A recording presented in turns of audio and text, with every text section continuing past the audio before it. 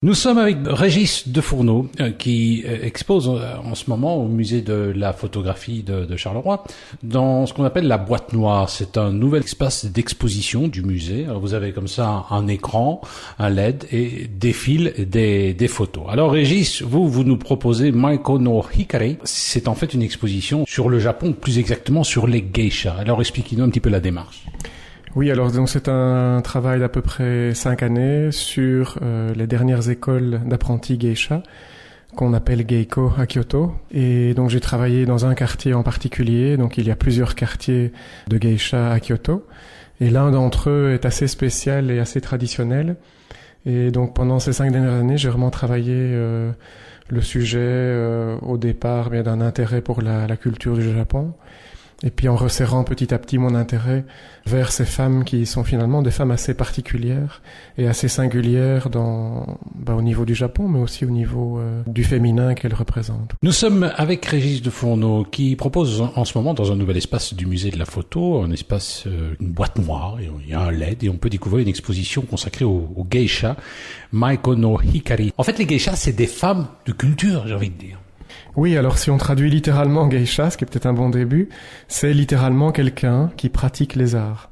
Et donc effectivement, ce sont des femmes qui sont extrêmement cultivées, qui jouent de 2 voire 3 instruments de musique, qui sont de très grandes danseuses, qui prennent part à beaucoup de rituels dans la vie quotidienne de la ville de Kyoto, et qui en plus évidemment ont ce travail d'accompagnement lors des soirées de clients assez fortunés. Alors vous étiez un client fortuné pour pouvoir les prendre en photo? Non, pas du tout. Donc moi j'ai commencé ce travail il y a à peu près 5 ans en essayant petit à petit de rentrer en contact avec ce monde très particulier qu'on appelle le monde des fleurs, le hanamachi. Et en fait en tissant vraiment un lien de confiance et d'amitié avec une tenancière, une propriétaire d'une des maisons de thé du quartier du Miyagawacho. Et le contact s'est fait comment? Alors le contact... Ils l'ont accepté tout de suite? Oui, tout de suite le contact s'est fait pas à pas. Il faut être vraiment très doux, très mesuré, très diplomate. Mais je pense qu'elles ont rapidement compris qu'il y avait un vrai intérêt de ma part et une vraie envie surtout de casser et de reconstruire et de reproposer une nouvelle image à une réalité qui souvent est un peu caricaturée par les Occidentaux. Nous sommes avec Régis Defourneau, photographe. Il a vécu plusieurs mois au Japon. Il en est revenu avec une exposition intitulée Maiko no Hikari, une exposition sur les geishas. Alors Maiko Hikari, ça veut dire la lumière et Maiko, ça veut dire quoi? Alors Maiko, c'est le nom qu'on donne aux apprentis geisha à Kyoto. Et littéralement, ce sont les femmes qui dansent, ou en tout cas celles qui font une danse ou font de la danse. Oui. C'est vrai que l'image de l'occidental, disons-le crûment, une geisha, c'est une prostituée. Oui, alors c'est absolument faux. Donc ça, il faut quand même le dire très clairement. C'est absolument faux. L'essentiel de leur travail, c'est de la danse, c'est de la musique, c'est participer à toute une série de rites ou de grandes célébrations dans la ville de Kyoto. Et une partie de leur travail, mais vraiment qui est minoritaire, c'est d'accompagner effectivement toute une série de clients. Mais à l'intérieur de ces soirées, elles font aussi de la danse, elles jouent des instruments, elles font ce qu'on dirait des grandes récitations de poésie traditionnelle ou de grandes contes du Japon. Donc c'est vraiment un cliché qui a la vie longue, mais il faut vraiment le déconstruire, parce qu'il n'y a aucune réalité derrière. Nous sommes avec Régis Defourneau, qui a vécu au Japon pendant plusieurs mois, notamment à Kyoto, et dans le cadre d'un nouvel espace d'exposition au musée de la photo, on peut découvrir son expo Maiko no Hikari. C'est une exposition consacrée aux geishas. Alors on dit que ce sont des femmes de culture, donc je veux dire, elles sont formées, elles sont universitaires, leur niveau... Alors c'est pas une formation comme on l'entendrait, c'est-à-dire une formation académique encadrée. C'est essentiellement ce qui se rapprocherait de ce qu'on appellerait en Europe un compagnonnage. C'est-à-dire qu'elles apprennent essentiellement leur boulot par répétition, par mimétisme. Le fait d'être plongé dans le milieu, de voir comment leurs grandes sœurs, c'est comme ça qu'elles s'appellent entre elles, font le métier, de voir comment les plus anciennes pratiquent.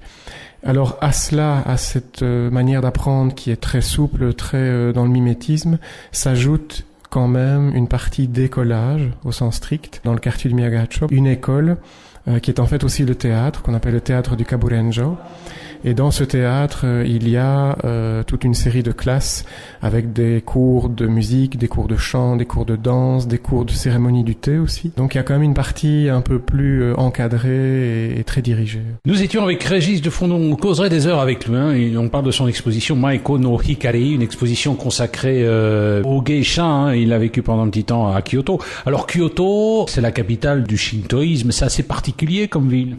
C'est une ville un peu hors norme par rapport aux ensembles, aux autres villes du Japon. Elle est hors norme parce que l'essentiel du bâti est resté encore fort traditionnel. Elle est hors norme aussi parce qu'elle concentre une quantité de temples incroyable. Et elle est hors norme aussi par sa mentalité, c'est-à-dire que Kyoto était anciennement l'ancienne capitale impériale qui a été déplacée finalement assez tardivement quand on regarde toute l'histoire du Japon.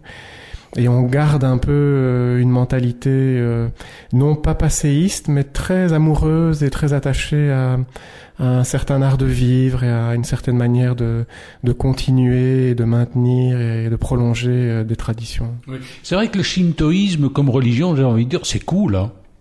Oui. Il n'y a pas de Dieu, il n'y a pas de Bible, on croit juste aux ancêtres et on vénère la nature, voilà. Oui, c'est cool, mais en même temps, il y a énormément de célébrations qu'on appelle les matsuri, là-bas à Kyoto. Il y a énormément de célébrations qui rythment le quotidien et qui n'ont pas changé depuis 3 ou 4 siècles, donc c'est quelque chose d'assez pérenne. Et c'est assez agréable finalement d'être pris à l'année longue dans toutes ces festivités.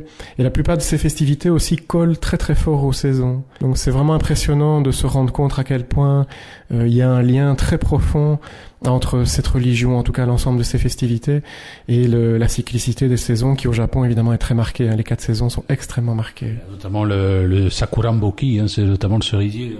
Oui. Alors le cerisier, ça c'est évidemment l'un des moments, on va dire, les plus visuels, mais aussi les plus intéressants pour la société japonaise. Il faut rappeler que littéralement l'année recommence avec la floraison des cerisiers. C'est-à-dire que les écoles, l'année scolaire redémarre à la floraison des cerisiers, l'université redémarre, toute une série d'organismes redémarrent. Donc il y a vraiment un calage de l'année des Japonais sur les cycles de la nature et en particulier sur la floraison du cerisier. Eh bien ça va, c'est une belle exposition à venir découvrir au nouvel espace exposition du musée. C'est une boîte noire et vous pouvez découvrir de super photos. Combien de photos au total sont présentées ici ? Il y a 25 images qui ont été extraites de l'ensemble du projet.